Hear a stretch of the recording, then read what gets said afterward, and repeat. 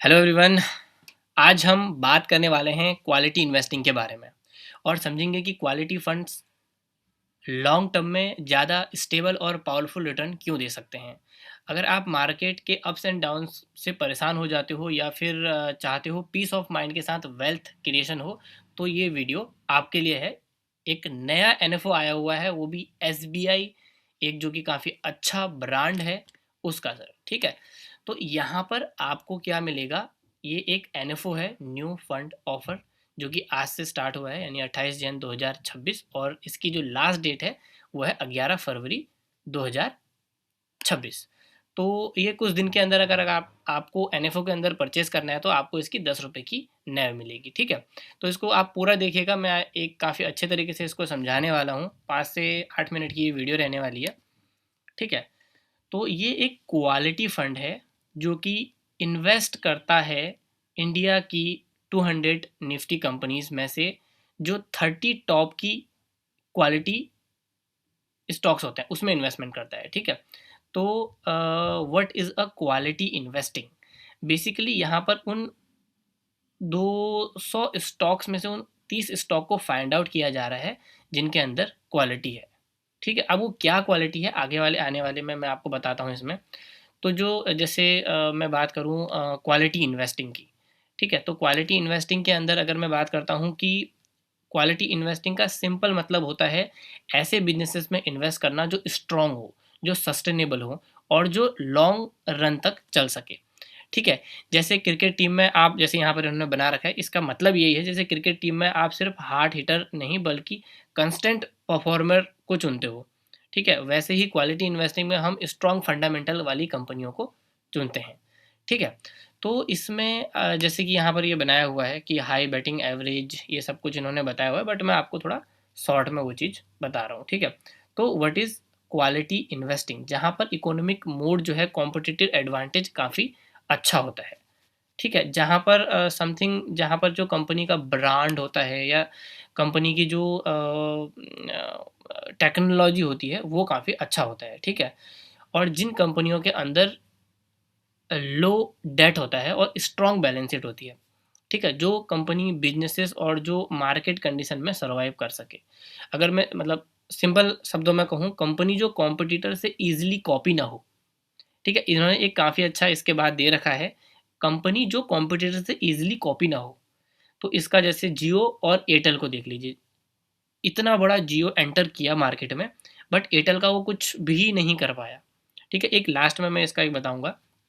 ठीक है, तो इकोनॉमिकल मोड क्या होता है, मतलब strong brand, high switching cost या फिर टेक्नोलॉजी का एडवांटेज। ठीक है, तो ये सारी चीज़ें होती है। जैसे इन्होंने यहाँ पर देख रखा है, यहाँ देखिए, इकोनॉमिकल मोड दे रखा है यहाँ पर, ड्यूरेबल की टेक्नोलॉजी, यानी कि गूगल को टेक्नोलॉजी में कोई बीट नहीं कर सकता। ठीक है, इकोनॉमिक ऑफ स्केल, जैसे वॉलमार्ट हो गया, एयरटेल हो गया, उनका इतना बड़ा नेटवर्क है कि उनको कॉपी कर ही नहीं सकते हो।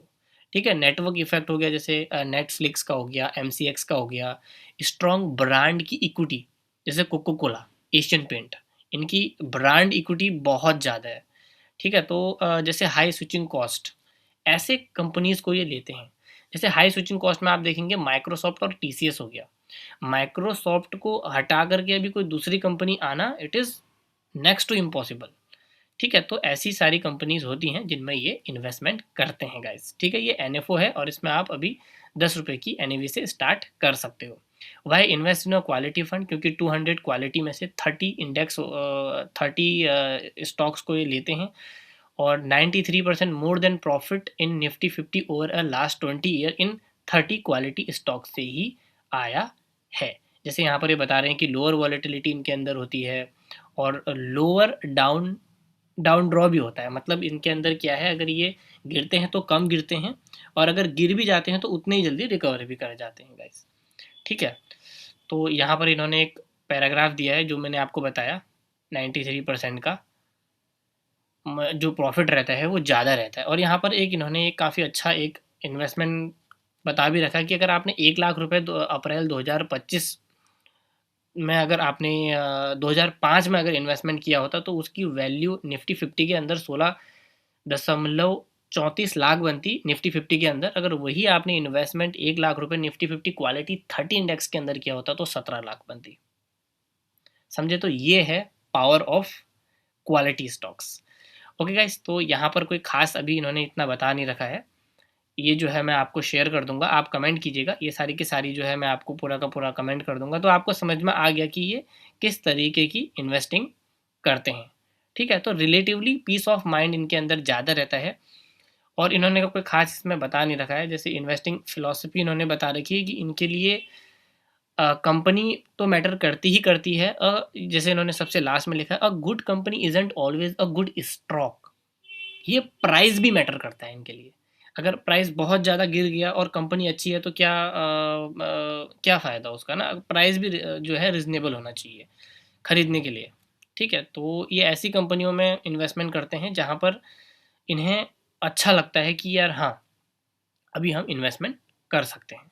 तो अब जैसे यहाँ पर इन्होंने कोई ख़ास इन्होंने बता नहीं रखा है, तो यहाँ पर इन्होंने काफ़ी अच्छा ये बता रखा है कि spot caterpillar beyond the numbers. ये काफ़ी अच्छा एक इनसे जिनसे आप समझ पाएँगे कि ये पोर्टफ़ोलियो एक्चुअल में कैसे डाइवर्सिफ़ाई करेंगे। इसमें इसीलिए मैं आपको इस पोर्टफ़ोलियो में लाया हूँ। कंसिस्टेंटली हाई आर-एन-डी करते हैं, रिसर्च एंड इन्वेस्टमेंट करते हैं और प्रोमाइसिंग अ गुड प्रोडक्ट जैसे डेविस लैब हो गया, बायोकॉन हो गया, ये काफ़ी रिसर्च एंड वो करते हैं। Platform businesses high network effect, policy बाज़ार हो गया, ज़ोमैटो हो गया, सीडीएसएल हो गया, इनके जो नेटवर्क है ना वो इतने ज़्यादा इफ़ेक्टिव हैं कि इनको दूसरा कोई भी मार नहीं सकता है। ठीक है, तो जैसे बहुत सारी चीज़ें हैं, इन्होंने ब्रांडिंग हो गया, एम-एन-एम टीवी, और ये मैं आपको दिखाना चाह रहा हूँ एट फर्स्ट, जो कि हमारा लास्ट थिंग है, केस स्टडी है। The Airtel stock had underperform the market for the last 10 year, it's appear a poor quality on a historical number. मैं इसको सीधे आपको बताता हूँ। 2017 में जो एयरटेल का स्टॉक था वो काफ़ी अंडर परफॉर्म कर रहा था, बट वो एक अच्छा स्टॉक था, हाई क्वालिटी स्टॉक था।